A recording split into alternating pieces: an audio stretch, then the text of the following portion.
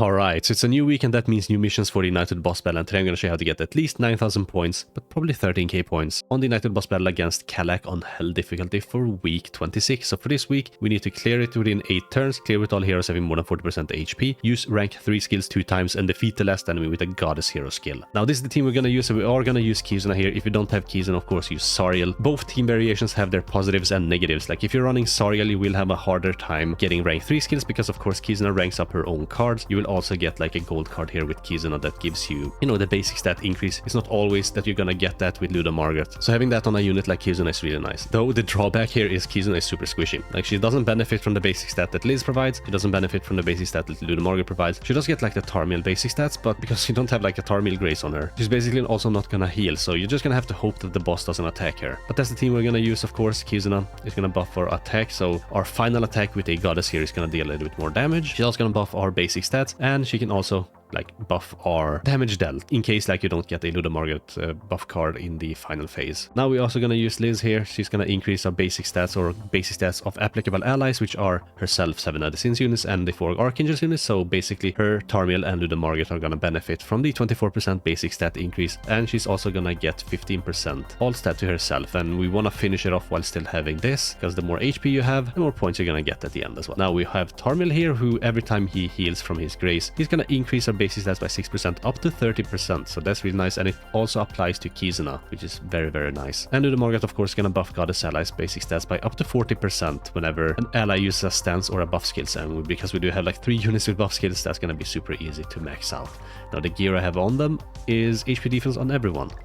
That's all I have. Kizuna doesn't have an HP defense set, she's running borrowed gear. I auto set the card set to HP, and I'm eating HP food. So yeah, let's just get into it and see how it goes. Now the turn 1, like the best thing is if the boss like attacks, well, he's gonna have to attack with 2 single target attacks. Hopefully none of them are on Tarmiel or Kizuna. Kizuna is super squishy, he's gonna take a lot of damage, and hopefully it's not on Tarmiel, and then do an AoE. If he does 2 AoE attacks, he is of course gonna disable himself. Yeah, but what the turn 1 I wanna do is this, and this. That's gonna maximize the damage I deal. We're also using 3 goddess ally skills, so that is 3 out of 6 for the Liz passive. We do want to get Liz's passive up to 6 stacks, ideally by turn 4.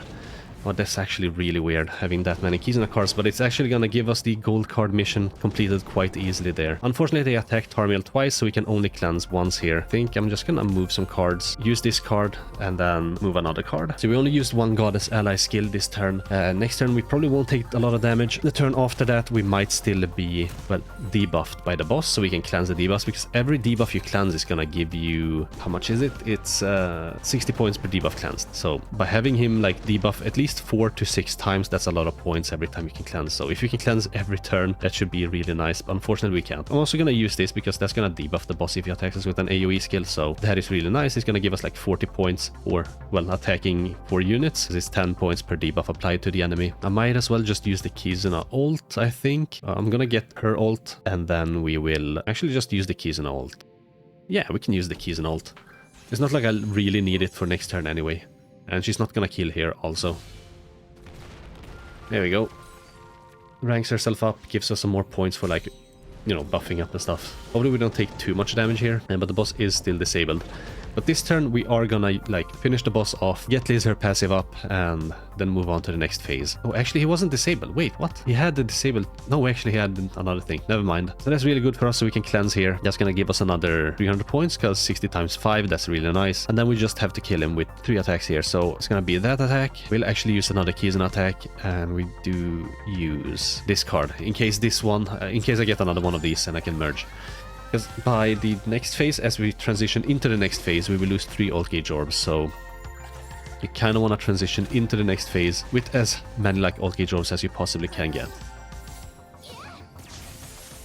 There we go, that card was strong enough because she had her all stat increase as well. Alright, that's good. We got some more cards, so we can get her ult quite easily here, so that's what I'm gonna do. I'm just gonna get her ult, use these cards, and then use that card. That's hopefully gonna bring the boss down to almost like 50%, maybe even more, I think. Yeah, it's gonna be more. So he will lose the defense increase. Hopefully he can get it back, because I don't want her ult to actually deal too much damage here. Because Kizuna is kind of low. I mean, I could heal back by perhaps even getting Kizuna her ult for next turn or something. I'm just gonna do this Hope that I can somehow survive, because I will need to finish it off with the Goddess ally as well. So I will need to get someone's ult. And it's gonna have to be Tarmin Salt because I don't have any Ludomarga cards. Otherwise it would have been Ludomarga. Oh wait, never mind. Oh my god, no way. So the thing is, you kind of want to finish it off early. Why? I mean, I guess point deduction was a thing, and I also was able to cleanse quite a lot of debuffs, so that gave me a number of buffs applied and remove debuffs, 660 points, 420 points. The health pool was kind of high, I think. This is weird. Like, honestly, this is weird. You've seen me do this for like 4 weeks in a row, and I never finish it off on this turn, which was what? What turn was it even? Turn 5? 6? Turn 6, yeah. So for every turn that passes, you get like less and less points, but during those turns, like, you can accumulate quite a lot of points, so it sort of negates this number. I don't know how I got like 13.5k. That's weird. That's more than I got before. Well, I did have the buffs up. I did still have, I think, Kizuna's damage buff. It shouldn't have mattered. What does that put me at? 71. Yeah, I mean, it's not the greatest. Yeah.